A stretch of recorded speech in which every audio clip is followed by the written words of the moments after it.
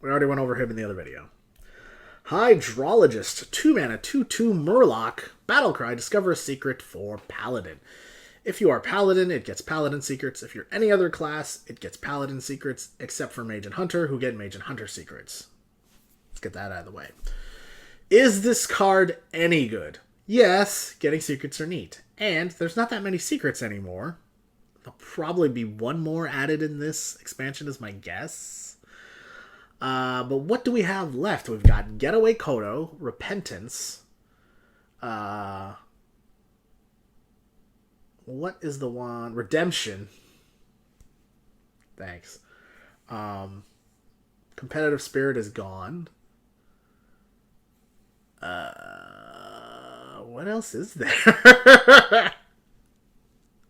Getaway Dakota Redemption are probably the ones you're going to want, just because it gets you minions back. Oh, Noble Sacrifice. I guess that'd be pretty good. Maybe keep this dude alive. Sacred Trial? No, that's getting rotated out in LOE. What am I missing? I don't know. Whatever. The point is, unless the Journey to Ungoro Paladin Secret is fucking bomb as fuck, this card's kind of lame and probably will not see play. Mysterious Challenger is getting rotated out. He was the Secret King. So, I just don't know if getting a secret is going to have enough of an impact on your board in order for you to want to run Hydrologist. However, here's the caveat. What if you had a deck that wasn't exactly based around secrets, but would naturally be aided by having secrets in it, and you wanted an early game play? You know, this card scales pretty well with hand buffs. You know, a 2 mana 3/3 that gets you a secret. I'd play that.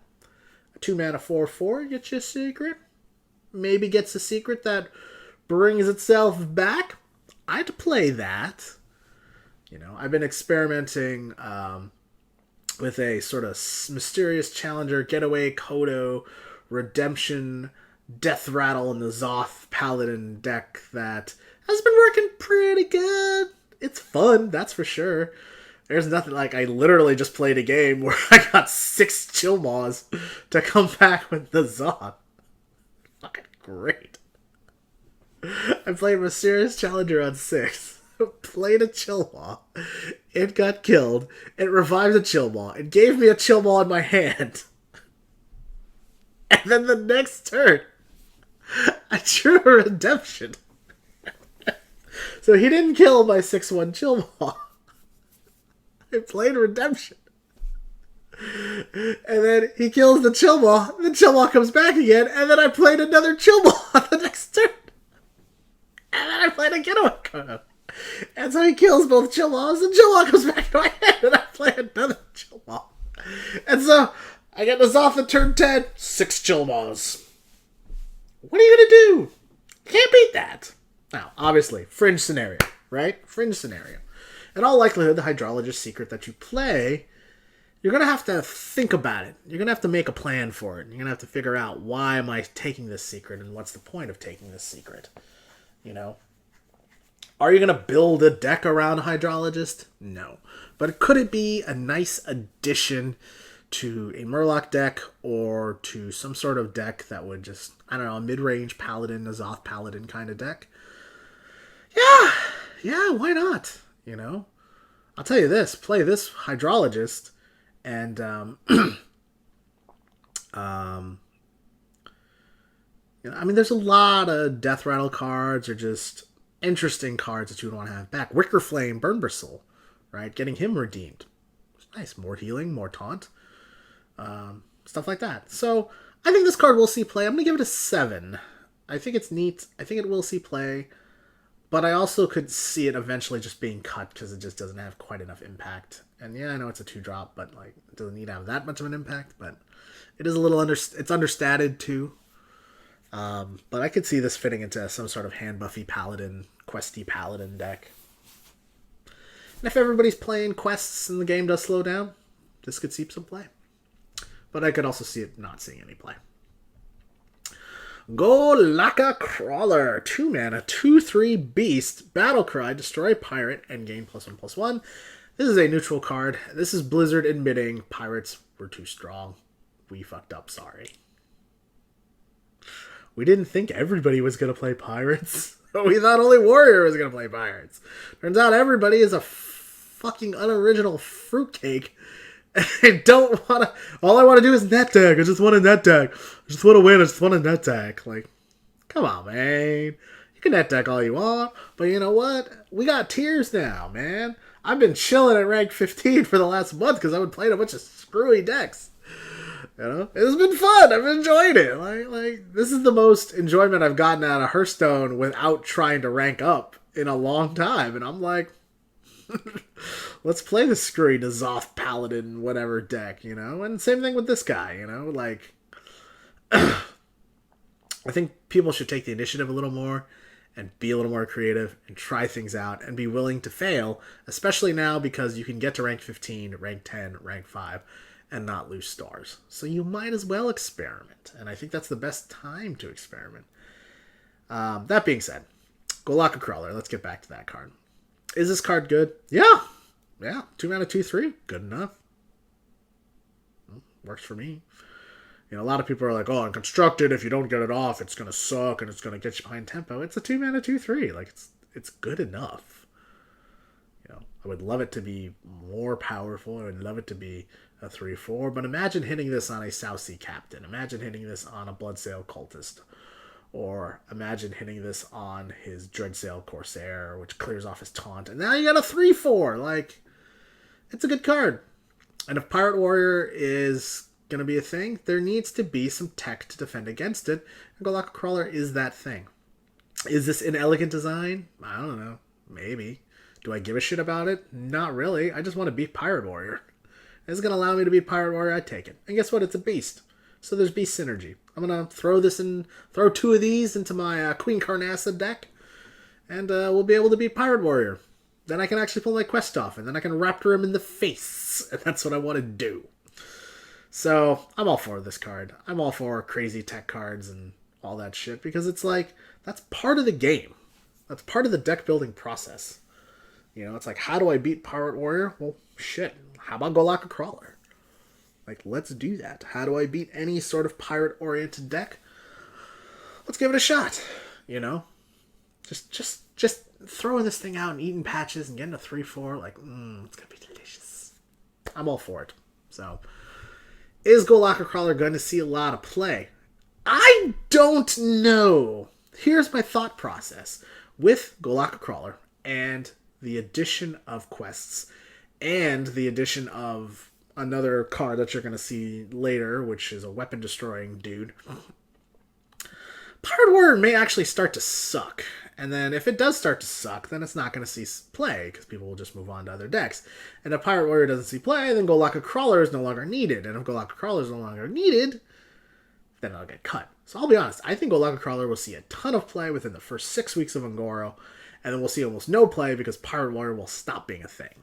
That's my guess. So Golaka Crawler is going to be a 10 for the first 6 weeks of Ungoro, and then like a 3 after that. Crackling Razor Maw. I love this artwork. Fucking cool. 2 mana, 3/2 Hunter Beast card with Battle Cry, adapt a friendly beast. So I would assume that this beast needs to be on the board and is not the Crackling Razor Maw itself, which would be really awesome. However, I do believe it means that it wants you to adapt something that's already on the board that's not this card, which makes this card worse, because if we're playing this on 2 mana and it's a tempo play, I may not have a beast out. I mean, I hope I do. I hope that raptor little dude, that little 2/1 raptor survives, or maybe one of my alley cats survives, and then I can adapt them. But like, an adaption on a 1/1 minion or a 2/1 minion? Oh, Nelly! What do? I turn it into a 2/4? I give it Divine Shield? Ooh. I make it poisonous? That's actually pretty good. I know I was using my sarcastic voice before that, but that's pretty good. I might actually do that. Kind of threaten his 3-drop. So I don't know. I mean, does this have effect? Yes. Is it a beast itself? Yes. So there's beast synergy there. So that's kind of nice. I just don't think it's better than something like a kindly grandmother or, well, King Zalek is gone. But even I think a Trunk Beast Rager is better than this, because then you just put the +1/+1 on my beast and let's get moving. I don't know. I mean, it is aggressively statted. It's pretty good, but I don't know. I think Adapt is neat, but I think it's overcosted on everything. Later on, you'll see there's a 7-mana 5/6 Volcanosaur that adapts twice. And I'm like, really? It's a 7-mana 5/6? It's fucking Don Honcho. Don Honcho gives +5/+5 to another minion. I'd way rather have that than to adapt twice. You know, the flexibility. You're paying for flexibility. The problem is, anytime we've had a card where you've paid for flexibility, i.e. the forbidden cards, i.e. a lot of the choose one cards in Druid are actually pretty good, but for the most part, having flexibility isn't really worth that much mana, and they seem to be overcosting everything. You know, yes, this is a 2-mana 3/2, but it does require you to already have a beast on the board. It doesn't say adapt a friendly minion, it says adapt a friendly beast. I may not have a beast on the board. What if all I got is that fucking Houndmaster or something, you know? What if the beasted Houndmaster died? I didn't get a chance to adapt it. Like, fucked. I don't know. I just don't think it's that good. I don't think it'll see much play. I'm going to give it a 4.5. It's on the cusp of playability. It's really going to depend on what other 1-drop beasts come out and if those are viable. You know, adapting a fucking Raptor that just comes out, it's pretty good, right? 3/2 that gets adapted. Yeah. I mean, I'll take it, but I just don't know how effective it's going to be. And I know it's a 2-drop, and I know it shouldn't be that effective. I question its effectiveness. Clutch Mother Zavis. 2-mana 2/2. Whenever you discard this, give it +2/+2 and return it to your hand. Awesome. It makes discarding things almost. It makes discarding a benefit, pretty much. Problem is, it's a legendary, and so worst case scenario, you never draw it, and then it never gets buffed, and then you do draw it, and it's 2-mana 2/2, and you're out of discard effects. Best case scenario, you draw it in your opening hand, you discard a bunch of shit, and then you get to play a 2-mana 10/10 later on, along with your Nether Portal. I just wish there were 2 of these. If there were 2 of these, it would have some consistency, and then you could give it +1/+1, and then it's more about the discard effect than it is about the buffing, and then, yeah. So, I think this card is very, very good if you can draw it in the right situations.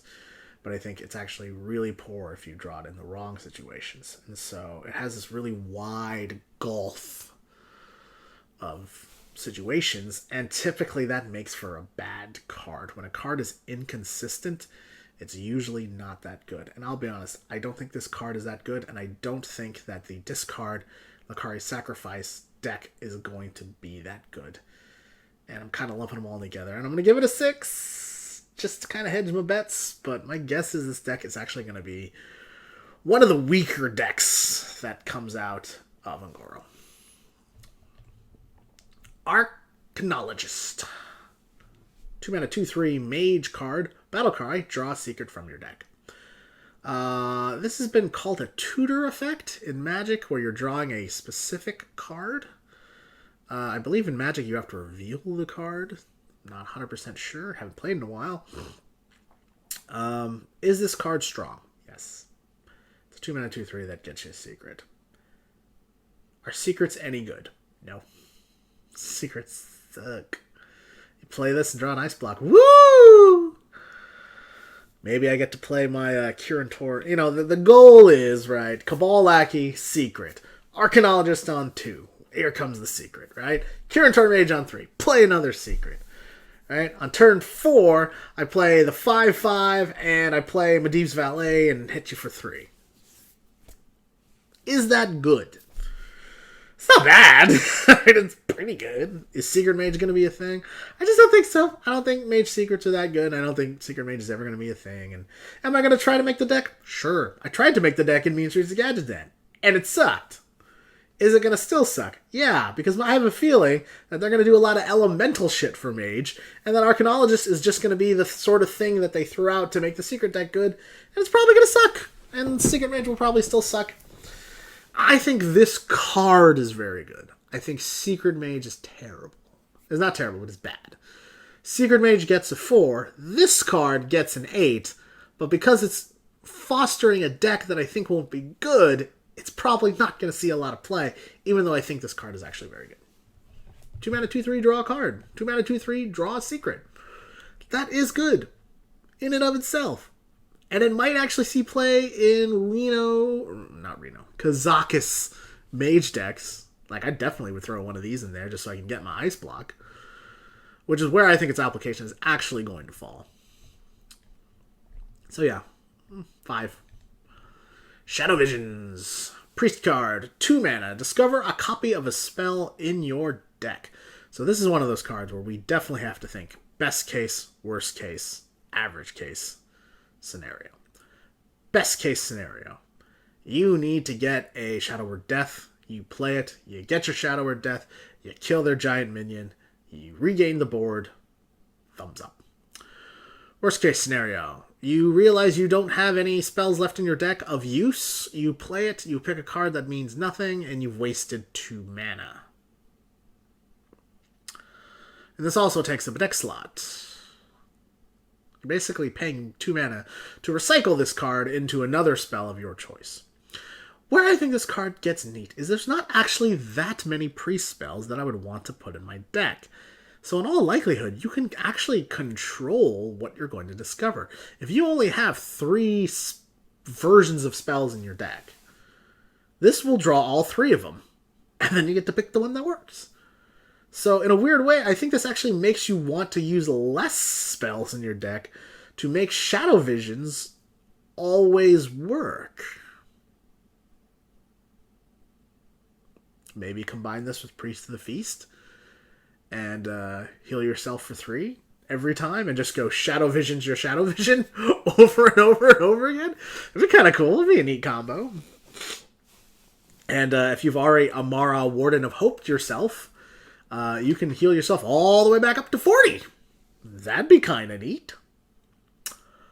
So, I can see cases where this would work, but I'll be honest, I don't think this card is going to see a lot of play. I mean, yeah, having another Shadow Word Death is great, but if you've already drawn your Shadow Word Deaths, you're screwed. It's a copy of spell in your deck, so you gotta hope you don't draw it yet. This is one of those cards you're actually going to want to play relatively early to try to get a specific spell for a specific threat that you're thinking is going to come up from your opponent's deck. For instance, Aggro Shaman always had 4 mana 7/7s, right? Coming on turn 4. So if you Shadow Visions on turn 2, you can get a Shadow Word Death, and then when he plays his 4 mana 7/7, you play your Shadow Word Death, you develop a 2-drop. There you go. It's a way to kind of hedge your bets against draw RNG to make sure you have a spell when you need it. Do I think that's going to have use? Yeah, this is another one of those flexible cards. I just don't think flexible cards have a lot of use because I would just, it's so situational. And I think it's too situational, and Priest already has a ton of situational cards. And I don't think this is solving the problem of the situational Priest cards. It's just allowing you to maybe get that situational card in the situation that you're in, but you have to spend 2 mana for it, so you might not be able to even afford the card that you need at the time you need it. You need Holy Nova on 5, so you had to have played Shadow Visions before then to get the Holy Nova to get your board clear. It's tough to squeeze in these things. I think this is one of those cards actually is just going to replace the 2 mana hero power that you tend to do when you don't have any draws or drops, or you just have too many situational cards on turn 2. So I think that's actually what Shadow Visions is going to be. It's something that you kind of throw in there. It's like, well, I'm going to pass my turn anyway. I might as well get a spell instead of healing my face for 0 and emoting the light shall burn you. Is it going to see play? Some. I think it will see play in Kazakus decks. Because then that's really powerful because you only got 1 copy of the spell. I just don't think it's that good. I don't think it's going to see a lot of play. I'm giving it a 4. Moving on up, moving on up. Flame Geyser. 2 mana, deal 2 damage, add a 1/2 elemental to your hand, mage spell. Neat! Getting an elemental is important. And this card is only going to be good in an elemental deck. Like, having the elemental synergy is super important, and this is going to give you that elemental synergy. And this combined with Firefly will allow you to have a bunch of 1 cheap elementals in your hand, and that could be good. But we haven't seen a lot of mage spells. Oddly enough, we don't know the Mage Legendary, we don't know the Mage Quest. This card could be great if there's a lot of elemental synergy that we're not seeing, or this card could just be poop, because we may not need it. So, I really can't give it a score at this point. I'll score it again in the full set review, but right now it gets a, I mean, on paper, without seeing anything else, 2 mana, deal 2 damage, and get a 1/2 in your hand seems kind of lame, and I would give it like a 3 right now. But this could be really good. It could be an 8 or a 9. I don't know. Just don't have enough info on this card. So right now, I'm giving it a 3. Explore Ungoro. Replace your deck with copies of Discover a card. It's a warrior card. Warriors have gotten 2 cards that are kinda not competitive lame. Explore Ungoro and Molten Blade. They're neat. Maybe there's a control deck this works into. Run out of stuff. You kind of use this like an Elise Star Seeker sort of Golden Monkey thing, maybe? I don't know. I think it's just for fun. I think it's going to be a highlight reel card. Is it going to see competitive play? I mean, almost certainly not. But am I going to play an Explore Ungoro deck? A super controlling armor up Explore Ungoro deck? Yeah, damn right I am! So fun factor, this card gets a 10. Competitive viability, actually a good card. Nope. It's a 1. It's going to be bad. You're never going to play it. Just no. Just no.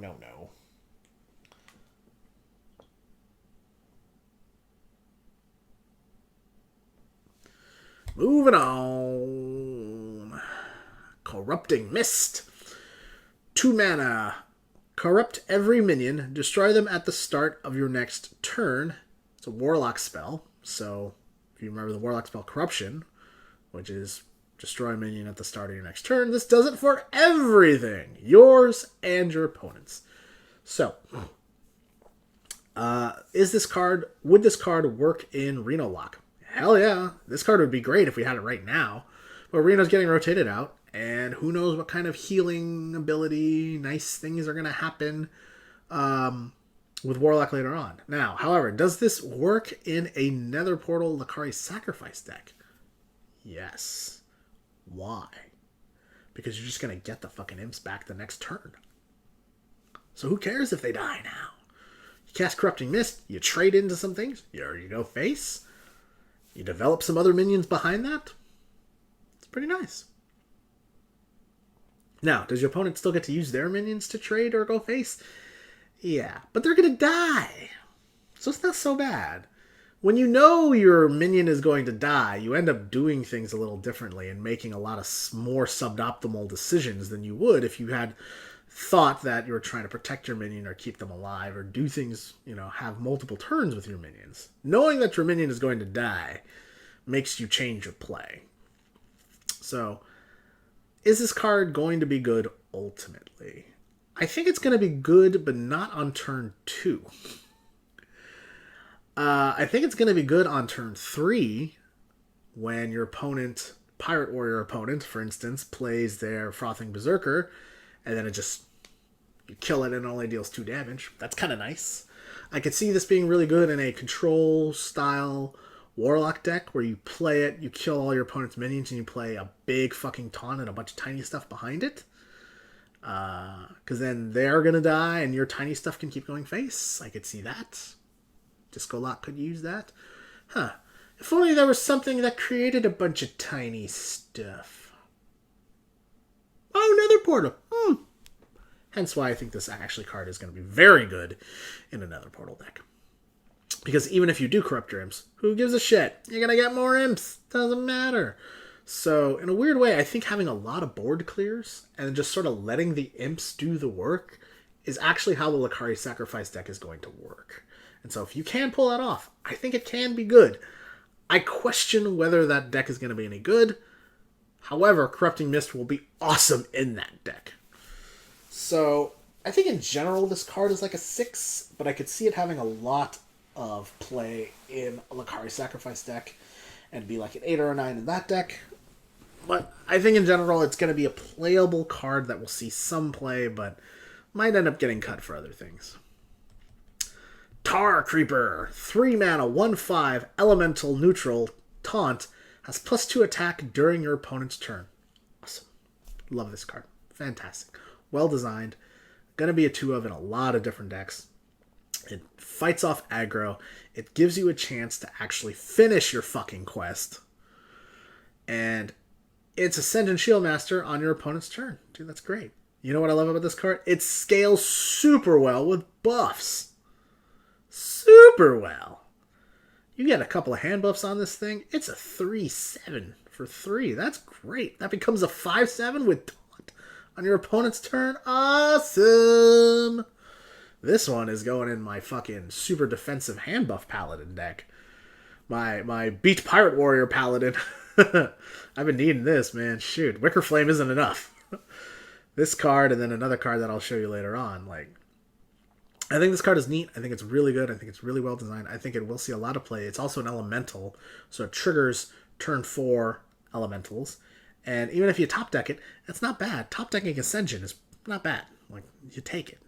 You know, it's very, very defensive. It's very defensive oriented, and I think it's going to be really good to fight off aggro decks and to fight off other early game threats. Obviously, it gets less and less effective as time goes on, and you're only doing 1 damage to your opponent's face on your turn. But it is a pure, like I said, it's a purely defensive card, and I think we need more of those, and I'm glad it's here. I'm giving this a 9 out of 10. Primal Fin, Lookout. 3 mana, 3/2, Battlecry. If you control a Murloc, discover a Murloc. It's the Murloc version of the Gorilla Bot. Was the Gorilla Bot any good back in the day? Yeah, when we had a bunch of mechs. But once a lot of the mechs rotated out, Gorilla Bot became shitty. I made a Gorilla Bot mech-oriented druid that used the Zoobot as my mech to then get more mechs. And the mechs that I discovered were poopy. They were shit. And I was like, I don't want any of these mechs. I don't want a wind-up Burglebot. I don't want a fucking 3/4 Gorilla Bot again. Like, no, it's lame. But then I tried playing it in a hand buff paladin. That actually worked a little better. You can tell that I like paladin. But is this card good? Oddly enough, discovering Murlocs, there's not that many Murlocs. Most of the Murlocs you discover are going to be pretty good. Best case scenario, you snag a Finja off of this thing. Oh, shit. Even a War Leader off of this thing would be nice. A Bluegill or Bluegill Warrior would be nice. Murloc Raid Leader, War Leader, yeah, would be great. So most of the Murlocs that you discover are gonna be pretty good, and because it's a discovery, you can afford to have 2 shitty choices and 1 good choice. So the only time that this card is going to be bad is if you get 3 shitty choices. The likelihood of you getting 3 shitty Murlocs is relatively high, but I'd say only maybe about 33%. So, you know, I think this card will be pretty good. But in a weird way, because you're discovering a Murloc, if you play this on turn 3, and you do have a Murloc out there, maybe it sets you up for a nice turn 4, turn 5 play. If you get a powerful Murloc. But if you get a shitty Murloc, it's like, kind of wasted my time. And I'm getting a little understated minion on turn 3, and it's like, I wish this was like a 3/3. It would make a little more sense, but they have to sort of... It's a Murloc, and I know they're trying to, like, not overstat things too much, but I don't know. In a weird way, I think this would work better in Murloc Paladin than I think it would work in Murloc, I don't know, like a Shaman or something. Neat part is, though, you could play this and get a Hydrologist and then get a secret. Maybe that helps. Play this, Hydrologist, Getaway Kodo, Primal Fin Lookout, back to the hand, play it again. Another hydrologist. Woo! Value! So, I don't know. Is this card going to be good? It really just completely depends on the validity of Murloc decks. And are Murloc decks going to be valid? Maybe. Maybe not. But I think if Murloc decks are pretty good, then I think this will have a place in it.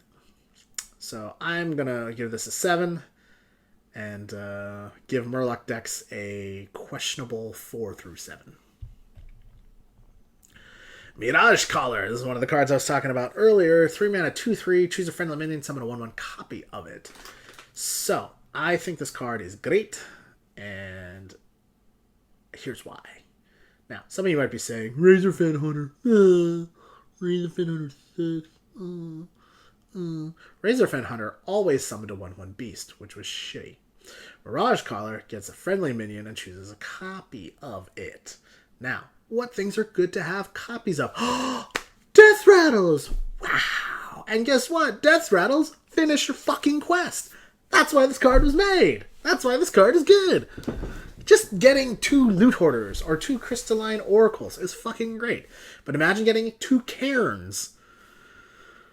Well, you know, Sylvanas is gone, but I mean, something like that. Chilmaw's gone, but you know, that's what I'm saying. Or he's coming up, but the Tortellin Shellcaster would be nice to get, you know? It's the 1 mana, 1/1, you know, Zealous, even a Zealous Initiate, right? A 1/1 that gives +1/+1 to your other dudes, like, that's fucking great, I'll take that.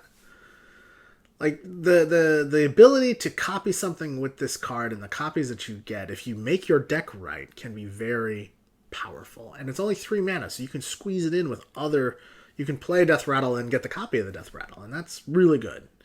And this card is going to have a lot of synergy with N'Zoth, and it's going to have a lot of synergy in the quest deck. Now, when does this card...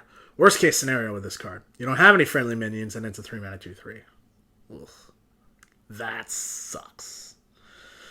So it's going to be really important for you as priests to have a board with minions that are worth copying. Can priests do that?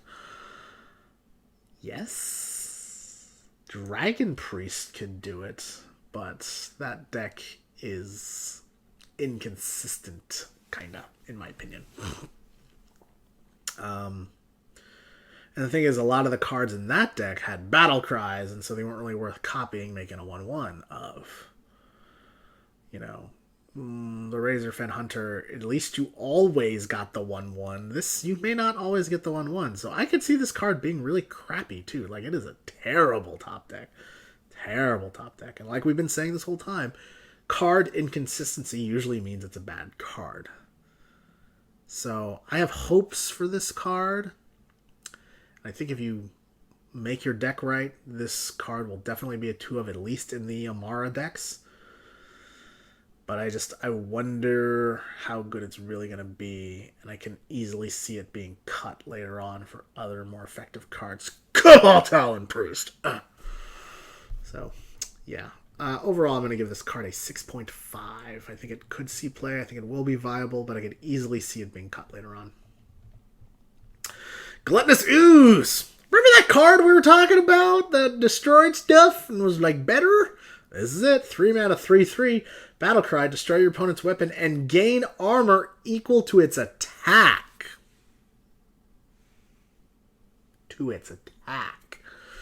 So, best case scenario. Your opponent whips out a 7/4 Arcanite Reaper.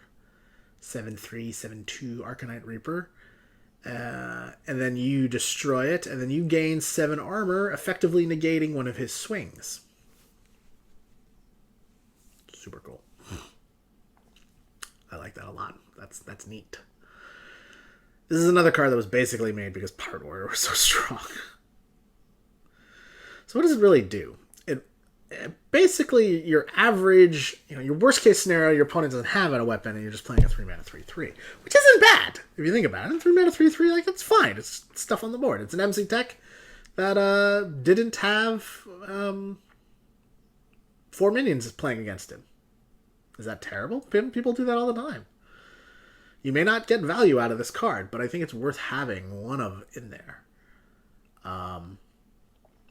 And if it does go off, it's got a really good upside. You know, if your opponent does have, let's say he has a true silver, right? So your opponent swings for 4 and hits you in the face. You take 4 damage. You play this ooze, you destroy their weapon, you effectively remove 1 attack from it, and then you gain armor back. So it's like the weapon was never there.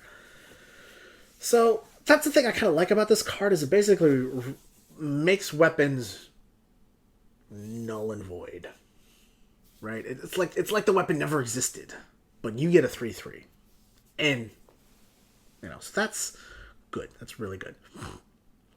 I do think it's great. I think it's a really good card. Will it replace Acidic Swamp Ooze? No. Acidic Swamp Ooze can happen on turn 2 and can destroy Fire War Axes. But I can see teching in 1 Swamp Ooze and 1 Gluttonous Ooze. Something like that. But it's just nice to have extra removal. And I think it's a really good card. I think it's a really neat and well-designed card. And I think it will see a significant amount of play. And I'm giving it an 8. Curious Glimmerroot. Remember that card we were talking about before that can draw cards from your opponent for Priest? Here it is. 3 mana, 3/3. Look at 3 cards. Guess which one started in your opponent's deck to get a copy of it. So, does this punish net decking? Yeah, it does. But really what it does is it requires you to have some knowledge of how your opponent is playing. So in a weird way, this is actually not that good to play on turn 3, because you may not have an idea as to what your opponent's playing. This is one of those cards that's actually going to be not that good in the first month, because people are still going to try to figure out what decks they want to create.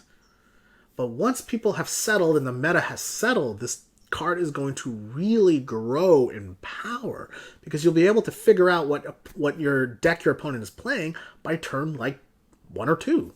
And then on turn 3, you slam Curious Glimmerroot and you snag that card. Now, here's the problem though, is you're looking at 3 cards. So let's assume you just get it right every time. My guess is you probably will. I don't think they would make this card in such a way that would make it hard for you to guess. So if we assume you get it right 9 out of 10 times. So 10% of the time it's just a 3 mana 3/3, which is arguably garbage, arguably okay. Right? But 9 times out of 10 you're going to get a card from your opponent's deck. Now, here's the problem. It's not a discover mechanic. If it was a discover mechanic, i.e. a Draconid OP, this card would be OP and would probably be a 2/2. But it's not. The card that you pick, assuming you get it right, could be anything from your opponent's deck. It could be non-applicable. What if your opponent's a control warrior and you pick a Shield Slam, and that's the card? Do you even want to get it right? I don't know. I mean, not like Priest has combos. You know, maybe it'll work with a Priest of the Feast or an Arcane Giant. I don't know. What if it's a crappy minion? What if it's a stupid 1-drop? I don't know. You know, I mean, just because it's your opponent's deck doesn't necessarily mean it's good. It means on average it's probably better than a lot of cards. But would you rather play this card or play 3 mana 3/3 draw a card? 3 mana 3/3 draw a card would be way better than this card, because you're drawing your cards, not theirs. And that's why I think this card is balanced, and I think it will see a pretty good amount of play, but I could easily see this card just not really being effective enough and not really seeing it play. But we're starting to see a style develop. This card, Shifting Shade, Crystalline Oracle, Thoughtsteal, Mind Visions. We're playing with our opponent's deck now. So I really hope that we are creating a play with your opponent's cards Priest. That would be neat. And I would play the shit out of that deck. And I'm definitely going to play the shit out of that deck. That's actually the first deck I'm going to create. Fuck this Amara Warden of Hope stuff. I just want to steal my opponent's cards. I want to take all his shit. The thief in me wants this shit. Look at that. Look, there's a lot of... Look at how many Glimmerroots now. And there's a bunch of Glimmerroots now. So, I'm excited for the Steal Your Stuff Priest. And I'm going to definitely play that. Anyway, moving on. Mimic Pod. 3 mana. Draw a card and then add a copy of it to your hand. It's the Rogue card. Remember that card I was talking about that would help you with the quest? This is it. Here's my problem. I think this is great card draw. Drawing 2 copies of a card is actually really helpful in Rogue. They have so many combo cards. They have so many cards that you would want another one of. Another SI7 agent, even another Loot Hoarder, a Jade Shirkin, a Shadowcaster, I don't know, Blade of Cthulhu, whatever. Like, Rogue has a lot of cards I wouldn't mind having 2 of. 2 backstabs. Fuck, I'll take 2 backstabs. So I think 3 mana draw 2 cards would be better than 3 mana draw a card, add a copy to your hand, were it not for the quest. So if you get lucky and you hit 2 Swashbucklers, you're in Fat City because you're completing your quest way earlier than you normally would have. Or at least it's going to be easier to complete said quest. Even getting 2 copies of like Defias Ringleader would be pretty good. So there's a lot of cards I can think of where if this hits it, it's good. My problem is it's 3 mana draw a card, and it's just like, I'm losing tempo. I'm not doing anything with my fucking turn. And that's what made Burgle shitty. 3 mana draw 2 cards is not that good on turn 3. It's only good later on turn 6 or 7 when you actually do something with the cards you draw. So I think this is actually a worse Arcane Intellect unless you're playing the quest. I don't know how much play it's going to see. However, if you can prep this card is awesome. Because then it's just a 0 cost, draw 2 cards. So I think that's actually going to be its application. Is you're going to see this card going into like Miracle style Rogue decks where they're just trying to get more card draw. And that's where I think its application is really going to shine, as opposed to seeing it shine with the quest. Not to say the quest is bad. But I just, I don't know if this is enough. But I think we haven't seen all the rogue cards yet, so I'm crossing my fingers on that one. But Mimic Pod is going to get a 7 for me. I think it's good. I think it will see play, but I do think an Arcane Intellect is better. Mana Bind, 3 mana Mage Secret. When your opponent casts a spell, add a copy to your hand that costs 0. Best case scenario, your opponent plays a Flame Strike, you get a Flame Strike. Your opponent plays a Pyroblast, you get a Pyroblast that costs 0. Your opponent Kazakus Potions, and you steal their Kazakus Potion and you get it for 0. That's good. I'll take that. I like that. I think it's going to be good in secret decks, and you're going to want to play this. Is it better than Counterspell? Probably not. Just because I think it's better to negate your opponent's spell and to get their spell back. Because guess what? The spell still goes off. When I originally read this card, I thought it was a counterspell and you get a spell in your hand that gets 0. And I was like, that is amazing! I counter my opponent's Flame Strike and I get a 0 cost Flame Strike? How is this only 3 mana? That's ridiculous. I would totally play that card.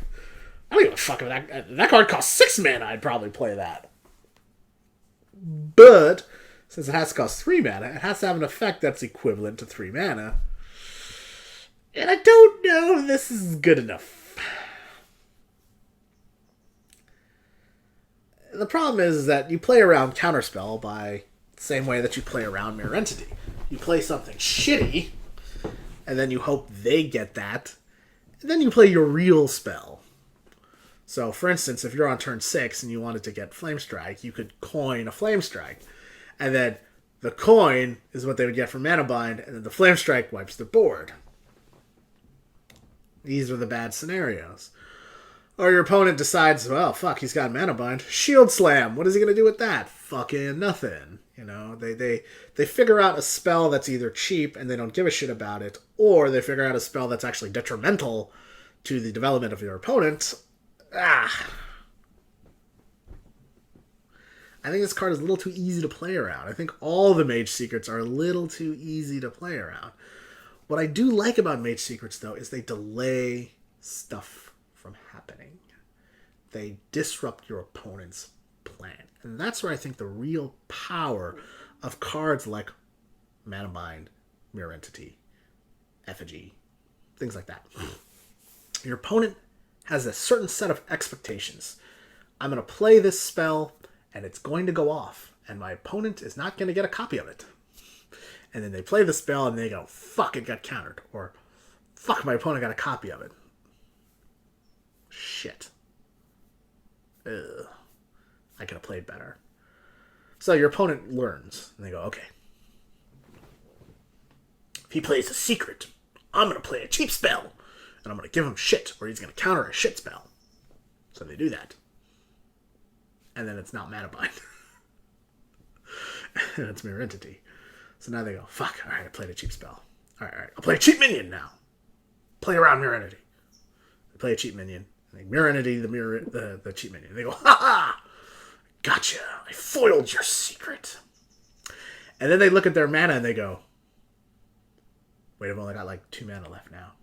And it's turn 6. That's the real power of secrets. Is what they do is they fuck up your opponent's plan. If your opponent's plan was to tempo out and just play a 6-drop on 6, they can't do it anymore. They have to play their cheaper shit to play around the secret. Hence, their 6-drop's not going to drop till 7 or 8. And that gives you time to develop other things and do other things. That's the power of secrets. That's what they're really there for.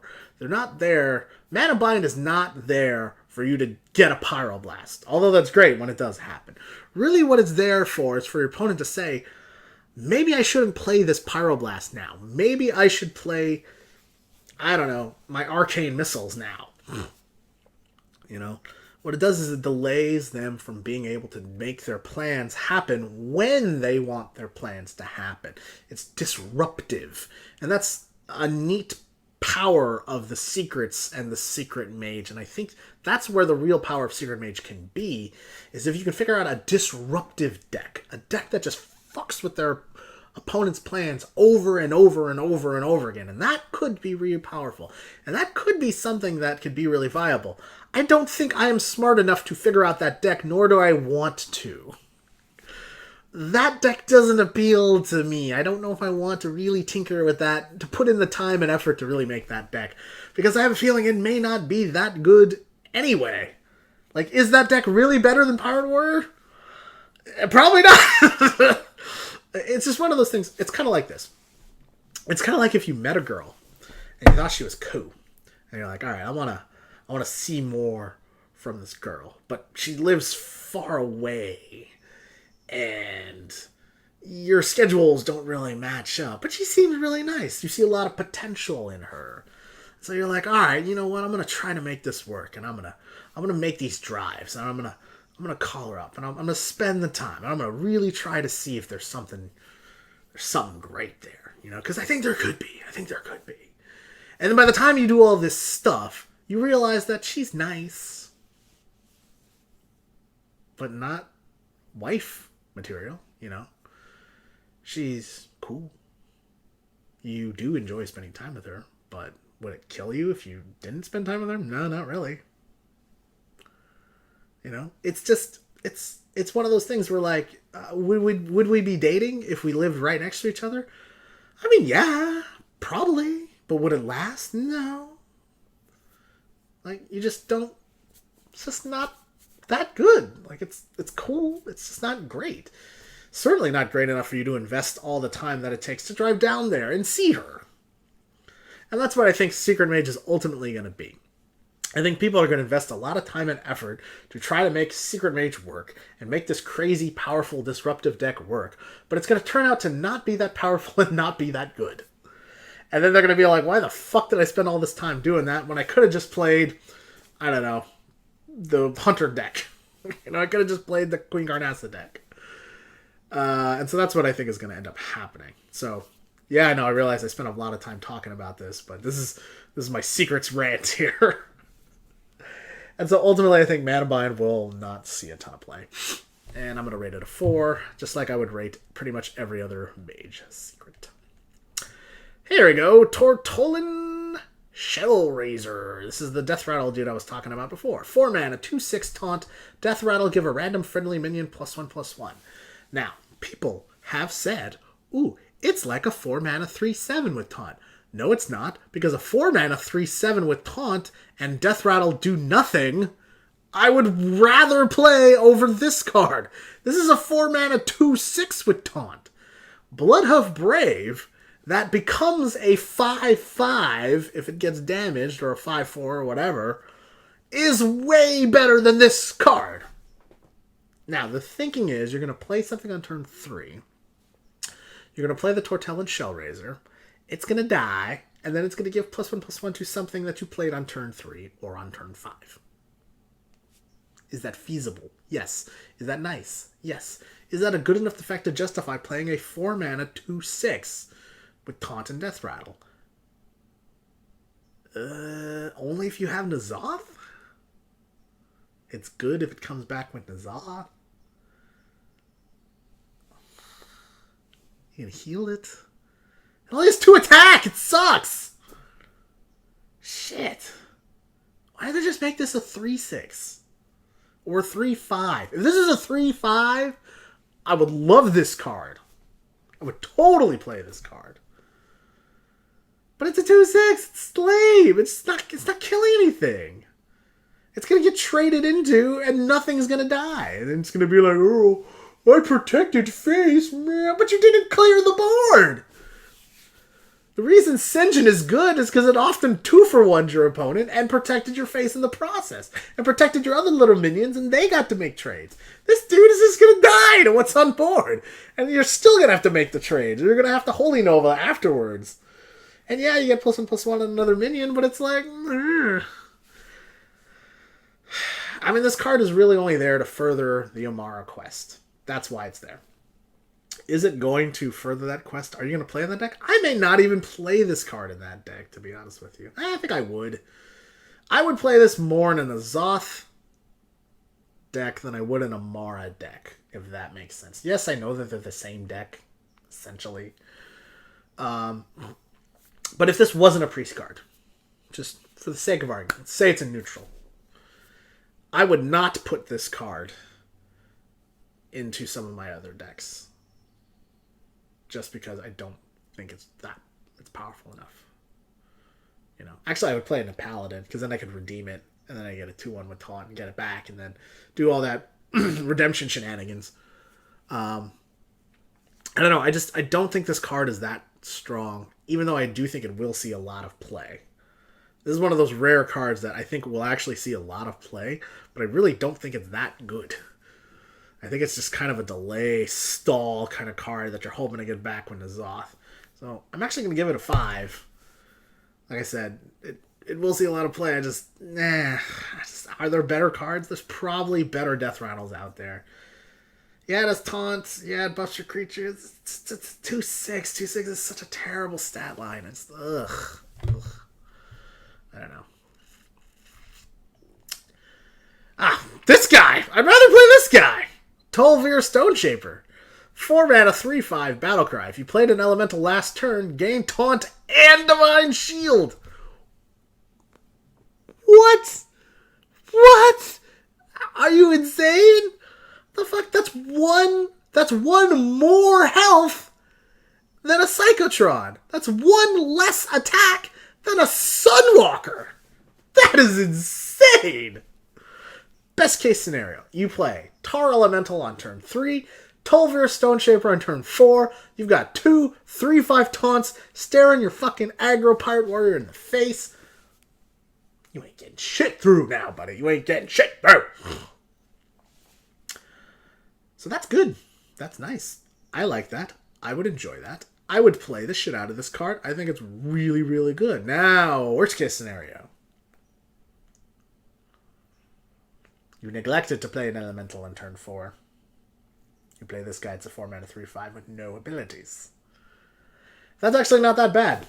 I'm fine with that. I would take a 4-mana 3/5 and just play it. There's a lot of 4-mana 3/5 minions out there that are pretty good. 3/5 is not a bad stat line at all. Unlike the 2/6 stat line, 3/5 kills things with 3 health. And it lives to 4 attack minions. There's a lot of those out there. So I actually think this card is really good, even when it doesn't get its best case scenario. I think this card will be actually relatively easy to activate because there's a lot of cheap elemental activations. The problem is, though, is that if you wanted to play an elemental activated card on turn 5, this card is not an elemental and then therefore would not activate that card. So, you have to remember, anything you're playing on turn 5 can't have an elemental effect to it. Or you play this card a little later and you go elemental and a Tol'vir Stone Shaper, having played an elemental before then to activate the Tol'vir Stone Shaper. So, yeah. It's a good card. It's a neat card. I think it will see play. I'm going to give it a 7, though. I'm tempering myself here. I'm not as excited about this card. I'm more excited about this card than I am the this guy right here, Talon Shellraiser. But I don't think it's quite as exciting as you might think, just because it's hard to squeeze in elementals on turn 3 unless you're playing a 3-drop elemental. So if you don't get the Tar Shaper, then your turn 3 might consist of playing a Flame Elemental and a 2-drop, and then you're playing this guy. Excuse me, it's not terrible, because you are going to get, a 4-mana 3/5 with Divine Shield and Taunt, and that is good. But your turn 3 is going to be kind of weak. So it's really going to depend on the success of 3-drop elementals or 1-drop elementals with a 2-drop in your deck to then play Tol'vir Stone Shaper. Or it's going to depend on the viability of you playing Tol'vir Stone Shaper on turn 5, turn 6, or turn 7, etc., and being able to play an elemental the turn before then. How viable is it for you to play an elemental before playing this card is going to determine how good this card is.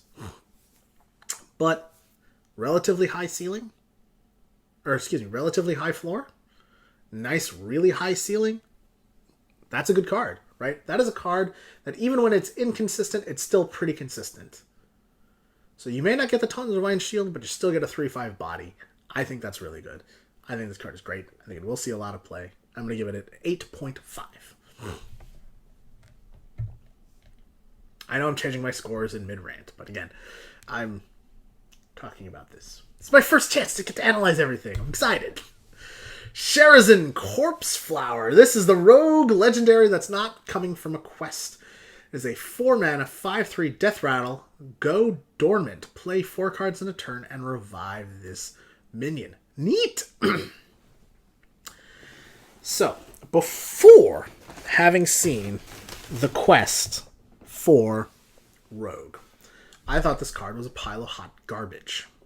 Because it would have forced me to play Miracle Rogue, and then if I'm able to play 4 cards, it's only because I have a Gadgetzan out there and I'm drawing a bunch of cards, or I decide to go off. It's a turn 4 play, right? I'm not gonna... On turn 4, I play it. It dies on turn 5. On turn 5, I'm gonna play 4 cards? That's really hard to do. So, I'm not gonna really be able to do it until I Gadgetzan, and then the only way I'm gonna Gadgetzan is to probably play Gadgetzan on turn 8 to get off 4 cards, and then I get back a 5/3? Yay? So why would I want to do that? Like, I don't know if that's worth it or not. Yay, I get a 5/3 again? It dies to 2 drops. This card's only good if I can get it back twice. Then I saw the quest. Then this card made sense, because if I'm playing a bunch of cheap minions and I'm bouncing a bunch of stuff back, I'm going to be playing 4 cards in a turn, actually relatively frequently, because I'm going to be playing the same card over and over and over again. And then Sherazin Corpse Flower actually becomes pretty good. So then I'm getting a 5/3 and another 5/3 and another 5/3 and another 5/3. And guess what? If I have Caverns Below, I'm reviving 5/5s. Now this card becomes good. Then I'm refilling my board and just getting an extra minion. Value, value, value, value, value. So, could this card actually be good? Maybe. This card is not a pile of hot garbage like I thought it was before. But is it actually good? I don't know. It's going to depend upon the viability of the quest deck. If the quest deck is good, Sherazin will be a part of that deck and will be an awesome value card in that deck. If that deck sucks or is mediocre, this card will not see play and will suck.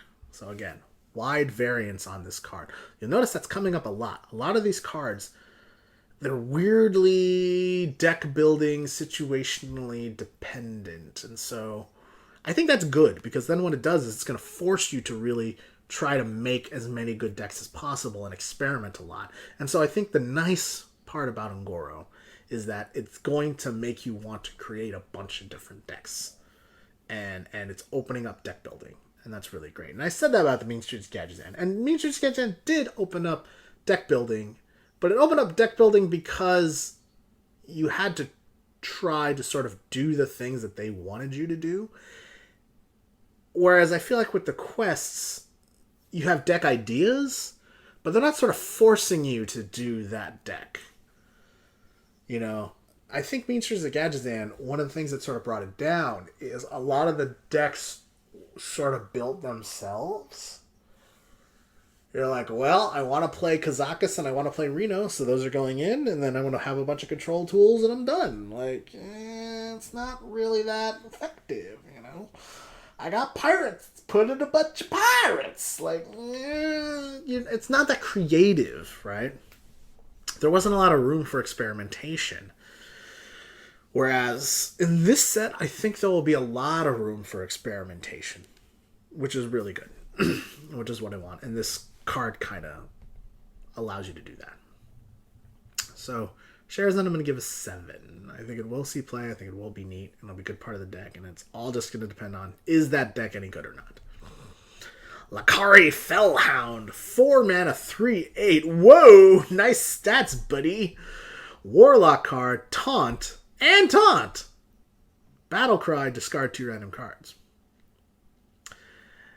When they created Doomguard, they assumed that the discarding of 2 cards was a significant drawback, so it was okay to make a 5/7 with charge, cost only 5 mana. They assumed approximately that a 5/7 with charge would be worth somewhere between 7 and 8 mana, so the discarding of 2 cards is equal to about 1.5 discarded mana. So, do we have a 4 mana 3/8 with Taunt? We do. It costs 6 mana, it's called Ancient of Blossoms. So in this case, discarding 2 random cards is worth about 1 mana each as a discount. However, if you are playing the discard Warlock Lakari Sacrifice deck, the Lakari Fellhound, interestingly enough, works really well with Lakari Sacrifice. Who knew? I had no idea that was going to happen. Durr. They're just both called Lakari. Really? There's synergy there? Oh, shit. Oh, yeah. I never would have seen that coming. Where are the signs that the Lakari Fellhound and the Lakari Sacrifice card were going to work together? I didn't see anything like that. I saw no signs whatsoever. Bullshit. Obviously, these cards work together. Obviously, that's the point. So, is a Taunt, 3/8 with Taunt, really good on turn 4? Fuck yeah, it is. That's going to protect you from a lot of shit. It's rare your opponent even has 8 power on board to muscle through this thing. And discarding 2 cards is pretty much no longer a drawback because we want to discard 2 cards. So, best case scenario, here we go. You play Succubus or... what's the other one? Darkshire Librarian on turn 2, and you discard 1 card. Then on turn 3, you play the other one of those, you discard a card. Turn 4, you play Lakari Fellhound, you discard 2 cards. Turn 5, you play Doomguard, and guess what? That's 6 cards. Turn 6, you play your Nether Portal, and a 1-drop, and then you get another 1-drop, and your board is full of shit. And you're going fucking face. Best case scenario. Worst case scenario is you've already completed your quests. You don't really need to taunt anymore. I don't know. I mean, this card is good. You're always going to need to taunt. It's only bad if it discards cards that you really need. And if you're making a Lakari Sacrifice deck, I don't know. I mean, this card is super powerful in a Lakari Sacrifice deck. I think this card is really good. It's going to be a 9. Like, it can't be bad anymore. Discarding a card is not a drawback anymore. And so a 4 mana 3/8 with Taunt is good, is fucking great. Do I wish it had a little more attack? I mean, maybe, yeah. But it's also a demon. You can fucking Demon Fire Potion this thing. Turn it into a 6/11 if you want to. How sick is that? Like, it's a really good card. Really good card. 9 out of 10, 10 out of 10. I think just in the deck that it's in, this deck is ridiculous. This card is ridiculous. Gentle Megasaur, 4 mana, 5/4, Battle Cry, adapt your Murlocs. I would assume this means it adapts the Murlocs that are on the board currently. So even if this adapts only one Murloc, maybe it gives a Murloc Divine Shield. That's great. Or more health. That's great. Or more attack, and you can attack with it. That's cool. You play this in a Bluegill Warrior on turn 6. You've got a 5/4 and a 6/1 charge. Or 5/1 charge. That's pretty good. I'll take that. Or a charge with Divine Shield, and you get an Argent Horse Rider. That's pretty good. Or you get a charge that has Poisonous on it, and that kills a minion right away, and you still get the 5/4 body. That's pretty good too. 4 mana 5/4 is good. Is good enough. It's a beast. Maybe there's a Murloc Hunter thing that can happen. Maybe there's a Curator thing that can happen. I forgot to mention that when I was talking about Clutch Mother Zavis. So, I don't know. I mean, if a Murloc deck is going to work, this card is going to be good in it. This card is going to be really good in it. And maybe you don't play Call in the Finishers, maybe you play Call in the Finishers in this. And you get 4 adapted Murlocs and a 5/4. That's good. I mean, like, I don't see a lot of downside to this card. Even if the Battle Cry hits nothing, it's still a 4 mana 5/4. Like, I'll take that. You know? This card reminds me a lot of the Tol'Vir Stone Shaper, where it's like high floor and really high ceiling, like, good card.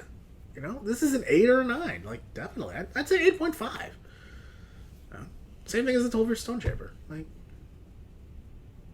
there's really no downside to this card. That's a good card. Vile Spine Slayer, 5 mana, 3/4 rogue card. Shitty stats, but combo destroy minion. It's an assassinate on a stick. It's an assassinate with a body. How fucking cool is that? That is awesome. Is it gonna see play though? Maybe. Be kind of neat in the quest deck. Maybe this is the card that you play 4 times. You kill their minion 4 times, and then you eventually get a 5 mana 5/5 destroy a minion. That's pretty cool.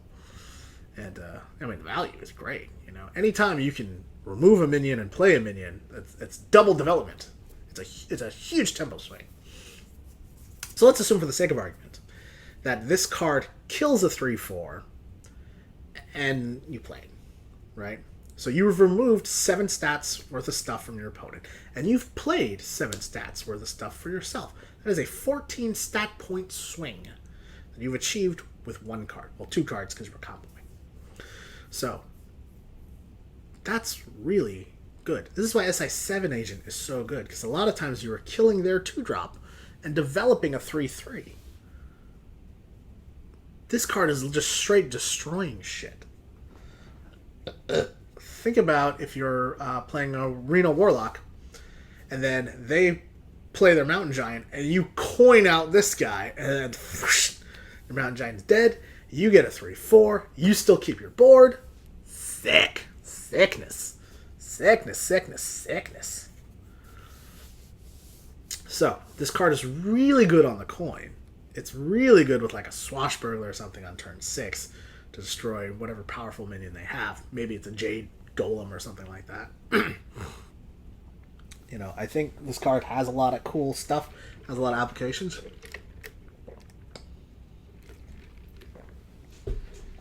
And the thing is, it's just such a good effect. It's just a good minion with a good effect. Who doesn't want to murder a minion, destroy a minion? Like, that's good. I'm going to find a way to put this in my deck. It's going to be really weird for me to make a road deck and go, do I ever not want to destroy a minion and develop a 3/4 with a combo? No. I don't think I want to actually kill my opponent's stuff. I think I just want to play the game. It's not playing the game, man. Yeah, it is!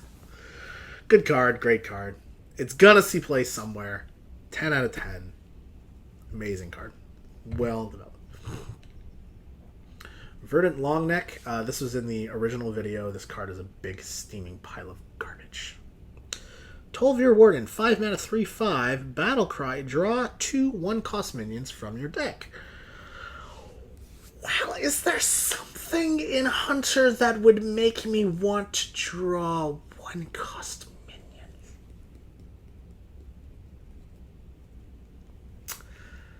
Maybe something quest-like. I can't think of anything. This card's probably bad then. Oh yeah, yeah, the Hunter quest. That thing that might help. Would I want this card? Fuck yeah, I want this card. Come on, man. If I haven't completed the quest yet, I can play this and I get some more 1-drops. Then I'll probably complete the quest by that point. I've probably played 4 or 5 1-drops by the time it hits turn 5, and then I get these and I can play them and I complete the quest and then I'm done. It's awesome. What if I play it after the quest? I'm probably going to draw 2 Raptors. And then those 2 Raptors will draw me 2 cards and draw me 2 more Raptors. That's awesome. And I get a 3/5. It's great. I think they purposely understated this card because they realized how powerful drawing 2 1-cost minions from your deck would be with the quest. So this card is going to fit perfectly into the Queen Carnassa deck. And perfectly into this sort of mid-rangey style Queen Carnassa deck that we were talking about before. Really good card. Even if it isn't played in a Queen Carnassa deck, getting 2 1-drops isn't terrible for Hunter. Just being able to swarm the board. That's pretty good. I like this card a lot, actually, and I think it will see a ton of play. I'm giving it an 8 out of 10. At least the Trailblazer. Let's talk about this card, because I don't think this was revealed in the initial video. 5 mana, 5/5, Battlecry. Shuffle a sealed Ungoro pack into your deck. It is a neutral minion. What is a sealed Ungoro pack? It is a 2 mana spell that when played, it's shuffled in your deck, you draw it, then you play it, and then it explodes and it opens like a pack, and then you get 5 random cards from Ungoro into your hand. So it's a 5 mana 5/5 that shuffles a spell into your deck that will eventually allow you to draw 5 random cards from the outside. Super duper value. So 5 mana 5/5 is already good enough stats. You're fine playing this on turn 5. Right? And then getting an Ungoro pack, in a weird way, makes you want to sort of dump your hand so you can actually use some of these cards. Because getting 5 cards suddenly into your hand, if you have a lot of cards in your hand already, is not that good. So, in a weird way, you want to play a control deck, but you want to play a control deck that can dump a lot of cards before playing the Ungoro pack. That's kind of strange to me. If I'm a control deck, I'm typically trying to play for card advantage, and I'm hoarding a lot of my cards, and I'm going to slowly but surely use them. And so then just suddenly gaining 5 cards may not be good for me. It may actually make it difficult for me, because then I'm just like, I don't have room for all these cards. And what if they suck? You know, because it's random cards from the entire Ungoro set. They might be good, they might be bad. I don't know. You know, but getting 5 cards is typically good. So, I have mixed feelings about this card. But, let's face it. It's a 5 mana 5/5. Relatively high floor. Right? And the ceiling is ridiculous. It's a good card. There's a lot of cards like this in this set, and I like that. And that's smart. And that's really good design. And that's why I like this card. And I think it will see play. I question what kind of deck is going to use this. I would assume a control deck, obviously, but you could play this in a deck that just draws a shitload of cards, too, and just tries to get to that Ungoro pack. You know, I don't know. This card is has so much utility to it and so much value to it that it seems good, but it's entirely possible it doesn't do enough to where it's actually going to see play. I could see this card. A 5 mana 5/5 is fine, but it may not be enough. I don't know. Like even Raza the Chain doesn't necessarily do enough. You know, so I don't know. I can see this card maybe just not doing enough and not getting to the other cards fast enough to use the value, and then people just saying, you know what, fuck this card. I don't need it. I'm going to cut it for something else. I'm going to cut it for a 2-drop. So I think in a vacuum it's a good card, but I think the more you examine it, the more you kind of realize it just may not do enough to see a significant amount of play. Still gonna give it a 7 though. Volcano, that was in the other video, but that's a neat card. I like it. Living Mana, 5 mana. Transform your mana crystals into 2/2 minions and recover the mana when they die. Best case scenario. You play this on turn 7. They don't kill any of your stuff. On turn 8, you have 3 mana left over, you Savage Roar, and you smash them for 20. Pretty good. Or smash them for 20 plus damage. And you play this on turn 7. Well, you play this on turn 7 and you have a couple of minions out there already.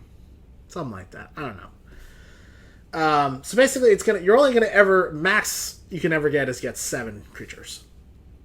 You can't play this till turn 5, so you're gonna get somewhere between 5 and 7 creatures, assuming a board is empty enough for you to do that. So the weird part is, really what you're doing is you're summoning 2/2 creatures that have Death Rattle, gain an empty mana crystal. So you can't play this card, comes over to your turn, trade all your minions in, and then play a 6-drop or a 7-drop. Like, you have to wait for the next turn to get your mana crystals refilled. That makes this card significantly worse. I had visions of playing this card, trading everything in, and then playing my Ancient of War right afterwards. You know? That's neat. Savage Roaring or Marco Lotusing and, I don't know, Power of the Wilding as card, you know? Just, there's a lot of stuff that you can do with a bunch of minions, but I'll be honest, it's very vulnerable to AoE. Yes, it might, like, you know, draw out an AoE from your opponents, so I guess that's pretty good. But then you're just kind of one-for-oneing, and yeah, you get your mana back, but, like, I don't know. This card gets worse and worse the more I analyze it. Now, here's the real problem, though. Not the real problem, but is a consideration. Silence effects, minion stealing effects. Fuck these cards over, man. What if you play this and your opponent mass dispels? Good luck. Can't get your mana back now. You're fucked. You play this on turn 5 and your opponent does mass dispel and you're just like, ah, shit. You know, if this card is good, Mass Dispel will become a card that is played a lot. There's already built-in counters to this card. Any sort of silence effect, any sort of stealing, trading it in effect. Basically, Priest counters this card. That's the way you gotta look at it. Priest counters this card. So, yeah. But, hey, getting a bunch of 2/2s on board, still pretty good. And if it does draw out an AoE, maybe that's an AoE that isn't going to hit you later. So, I don't know. I like the idea of this card. I could see it never seeing any significant play. I could also see it having a lot of play. This card is really benefited by you mana ramping.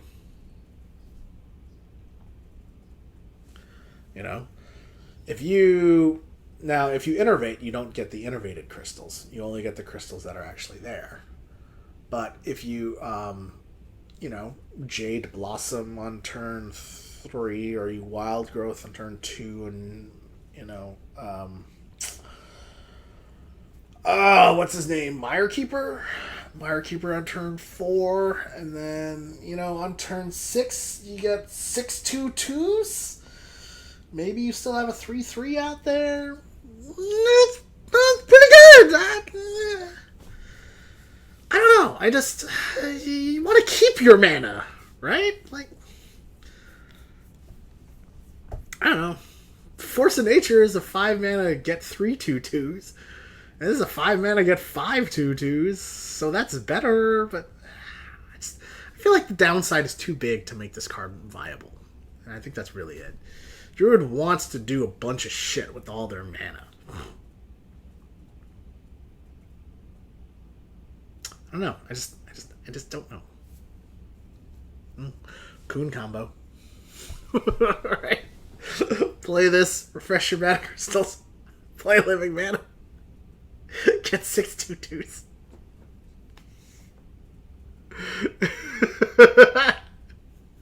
And they still got 4 mana left to do something else. Maybe this is the new Aviana combo. You know, play this out and then hope your opponent can't clear it and then Savage Roar! I don't know. I don't know. I got a 4.5. Sunkeeper Tareem. Tareem? I want to say Tareem. Tarim? I like Tareem. I'm going to call it Tareem. Sunkeeper Tareem. 6 mana, 3/7. Taunt, Battlecry, set all minions, attack, and health to 3. That's everybody. So it's a widespread Keeper of Uldaman effect. Is this card good? Fuck yes, this card is good. Okay. So, what's the worst case scenario? Worst case scenario is you have a bunch of big minions on board, you play Sunkeeper Tarim, you turn them into 3/3s. Ugh, that sucks. But you would only do that if you were an idiot. Why would you play Sunkeeper Tarim on a board that has like 2 6/6s? You would just let the 6/6s go to work and play other shit. So you're really only going to play Sunkeeper Tarim. I'm going to say Tarim. Whatever. Fuck. It doesn't matter. You're really only going to play this in situations that are advantageous to you. Or at least on equilibrium. So, your opponent has a 9/9, a 10/10, and an 11/11 Jade Golem. Sunkeeper Tarim comes down. They turn into 3/3s. They're no longer threatening you. However, he does play, he can continue to play Jades after that, just in that particular turn you're okay. Or, let's say you have a bunch of 1/1s out there. For instance, you played Lost in the Jungle, and then Sunkeeper Tarim. Now you got 2 3/3s and a 3/7, and everything else is a 3/3. Your opponent has one huge minion, and you have a couple of 1/1s. Sunkeeper Tarim comes down, you trade the 3/3 into their 3/3, you go face with the other 3/3, and you have a 3/7 with Taunt protecting your board. Your opponent has a very wide board with a bunch of shit that's mid-rangey, and it's going to kill you next turn. Sunkeeper Tarim comes down, bam! Turns them all into 3/3s. And then what do? Consecration! Turn them all into fucking 3/1s. Or, if you're really lucky, Blood Mage Thalnos comes down. You've already got Blood Mage Thalnos on the board. You play Sunkeeper Tarim, then you play Consecration, and you wipe their board. Yeah, it takes 10 mana. But then you get a 3/3 Blood Mage Thalnos and a 3/7 Sunkeeper Tarim. So, I'll be honest, I think there's a lot of situations where this card is going to be good and is going to really help you because it just equalizes everything. It literally is like casting equality. But you get a 3/7 body with it. That's really good. And it has Taunt, so it's, unless it gets removed, it's going to soak up 2 attacks from their 3/3 opponent's minions.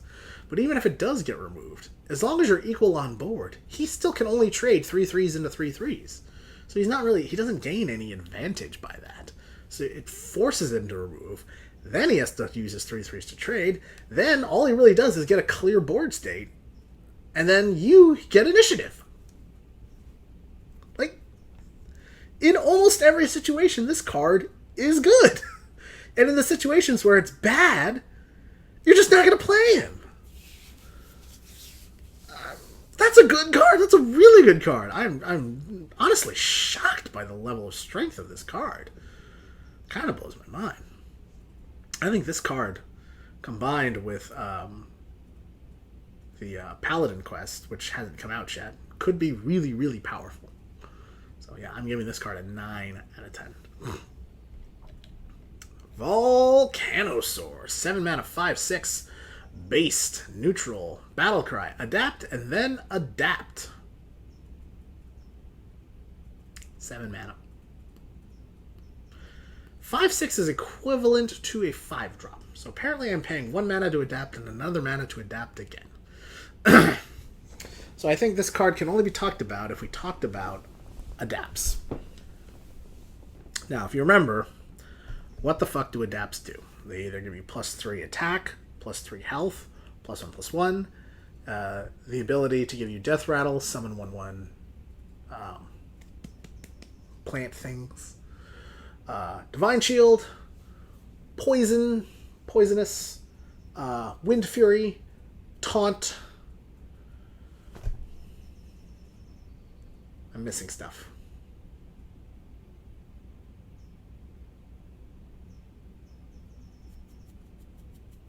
I don't know. Anyway. Oh, stealth. And something else. I forgot. Oh, can't be targeted by spell power, by spells and hero powers. So spell proof. Or hexproof, or whatever you want to call it. So you really have to think about like all those combinations, and is that going to be any good? And is that going to be good enough to justify 7 mana? And initially, my gut instinct is no. But the more I thought about it, the more I was like, there's some pretty good combos here. Stealth and poisonous, and then you can fucking probably kill 2 or 3 things, get a lot of value. Right? Attack Divine Shield. An 8/6 with Divine Shield, that's pretty damn good. Like, I would play that card. For 7 mana, I mean, that might be worth it. Stealth Wind Fury, you get 2 shots with this thing, then it becomes 10 damage Pyroblast. 7 mana Pyroblast. Delayed Pyroblast, but still pretty good. You know? Poisonous and health, right? Health and taunt. Oh, yeah, right? Taunt and poisonous. Taunt and Wind Fury. I guess that's not that good, but I don't know. I mean, like, a lot of the combos are really good, and being able to sort of choose the situation choose the adaptations that best suit that, I think it's going to be pretty good, and I think this card is more powerful than people think. Now, is it powerful enough to actually see play in a constructed, competitive level decks? Probably not. In Arena, it's going to be great, but, you know, this card might have a place. It might have a place. Maybe Beast Druid. I don't know. It's on the cusp of being pretty darn good. And I think it's just one of those cards that you're going to have to play with to really see if it's any good or not. I'm going to give it a 5.5. I think it's probably not that good, but I could see it being good if you get it in enough of the right situations and you get kind of lucky with your adapts. Swamp King Dread, 7 mana 9/9. After opponent plays a minion, attack it. So guess what? He plays Swamp King Dread, I play Volcanosaur, and then I give it Divine Shield and Poison, and then Swamp King Dread dies for free. So this card is good assuming your opponent does not have large removal. It forces your opponent to have large removal, because he can't play minions, otherwise they're just going to die. It is like a 9 attack snipe on a body. I think that's quite good, but I do think you're going to have to make a specific style of hunter deck that really utilizes this card, and I'm just kind of not sure what that would be right now. This is another one of those cards that I think is going to be very dependent upon what other cards are in the set, because I have to wait till turn 7 to play it. Is this the card that bridges me into Queen Carnassa? Or is this the card that's getting in the way of me playing Queen Carnassa? I don't know.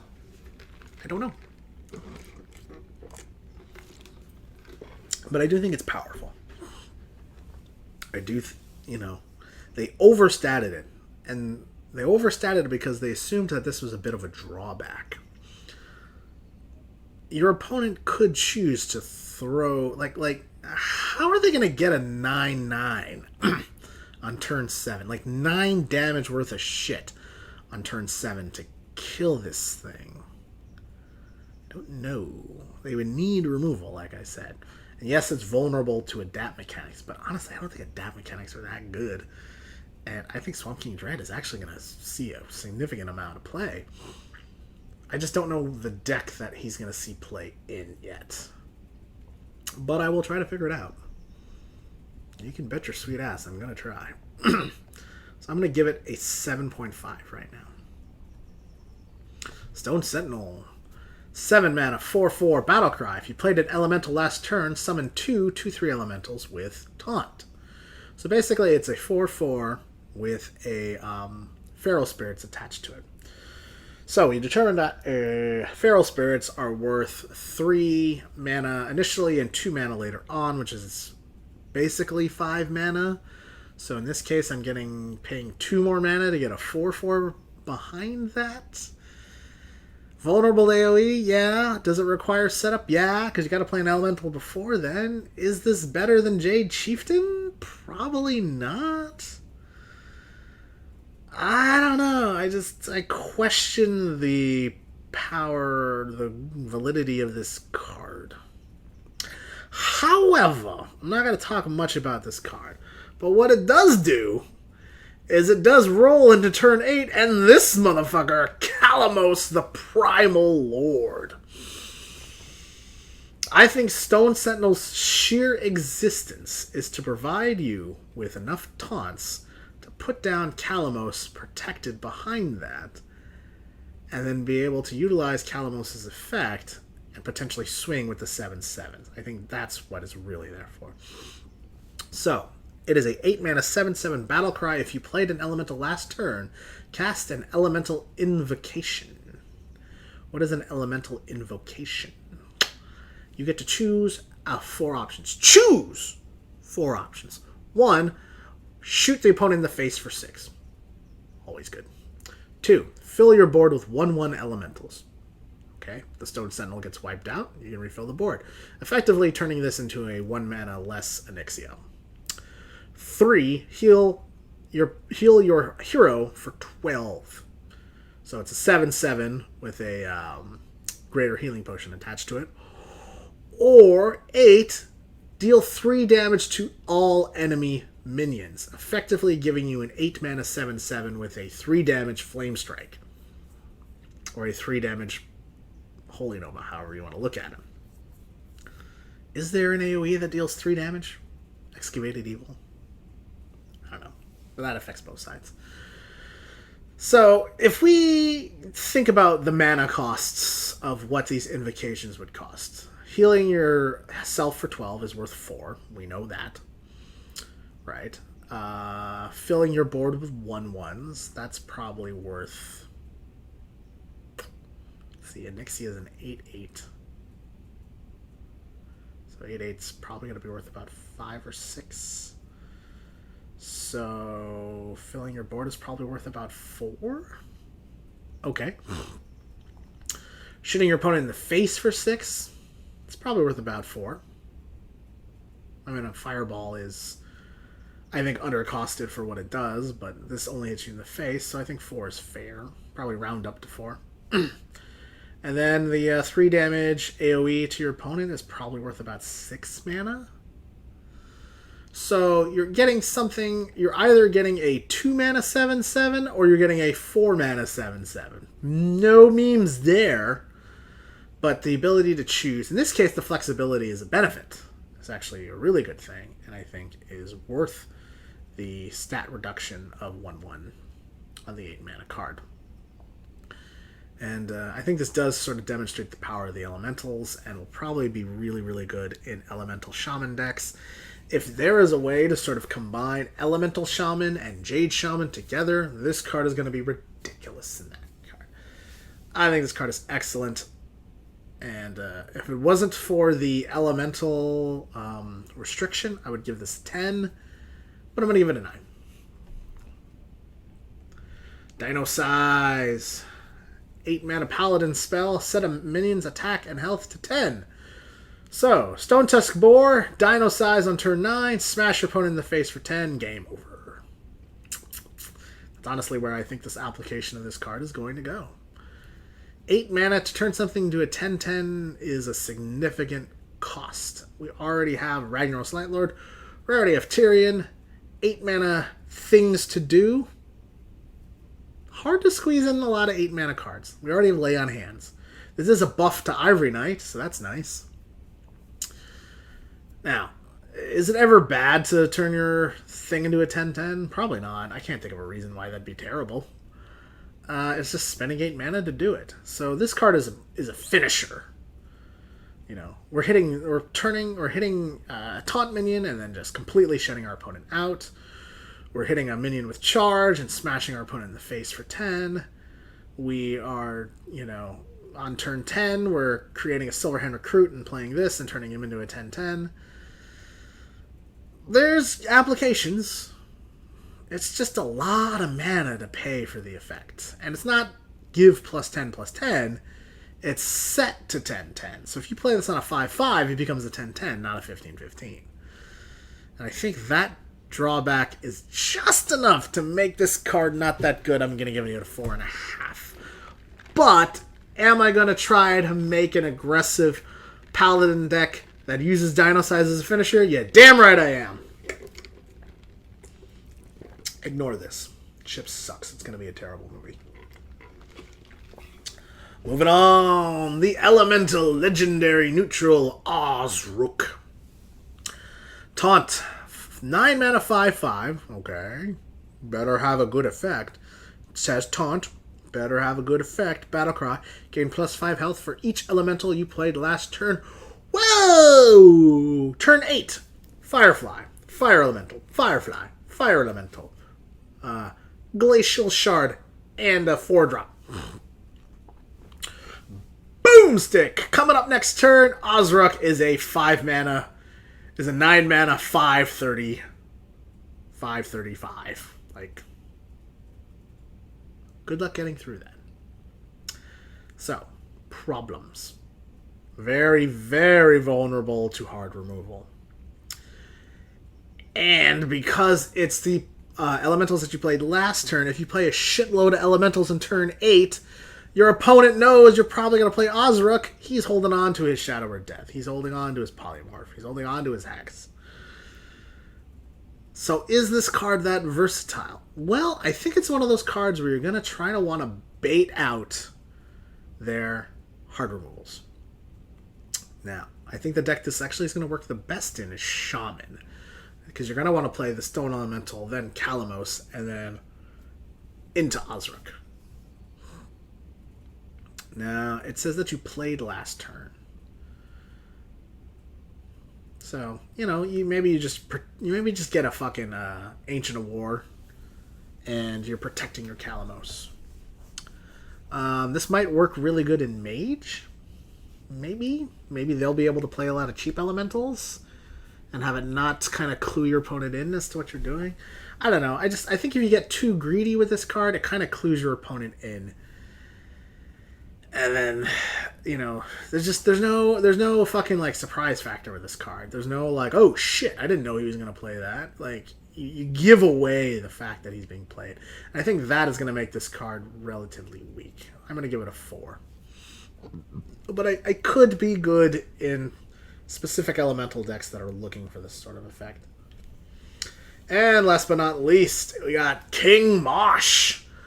9 mana, 9/7. Battlecry, destroy all damaged minions. Whoa. That's pretty good.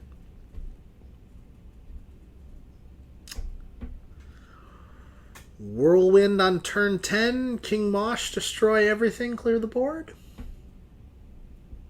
Wow. Is that better than Deathwing? The stats.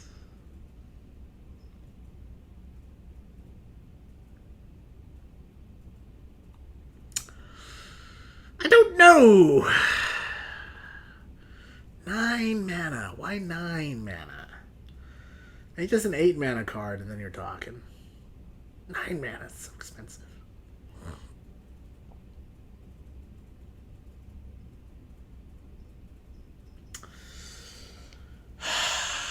If only there was a way. See, the problem is that Warrior doesn't have any, like, 1 damage AoE to only their opponent's side. Maybe this makes Sergeant Sally good? That'd be kind of crazy. Play Sergeant Sally, your opponent attacks into it, and then King Mosh, you crush it, you just clear in front of the board. It's a neat card. Will it see play? I don't know. Probably not. I feel like the applications are a little too hard to pull off. I think Sleep with the Fishes is probably a little better than this card. That's really neat, though. It's King Mosh, like a mosh pit. That's fucking cool. Oh well. But those are all the cards that have been revealed up until this point. Those are my thoughts. Really appreciate you being here and watching the whole thing. It means a lot to me, and I'm sorry I haven't gotten more these videos out, but yeah, there you go. All in all, I think this set is really interesting. All in all, I like where it's going. I'm excited to play the set. I'm excited to try to make a bunch of new decks. We'll see where it goes. Thank you for watching all of these videos, and we will be doing a full set review next week once everything gets revealed, and I have the time to do so. So thanks, guys. Really appreciate it. Keep learning, keep rocking, and the Rockstar is out of here.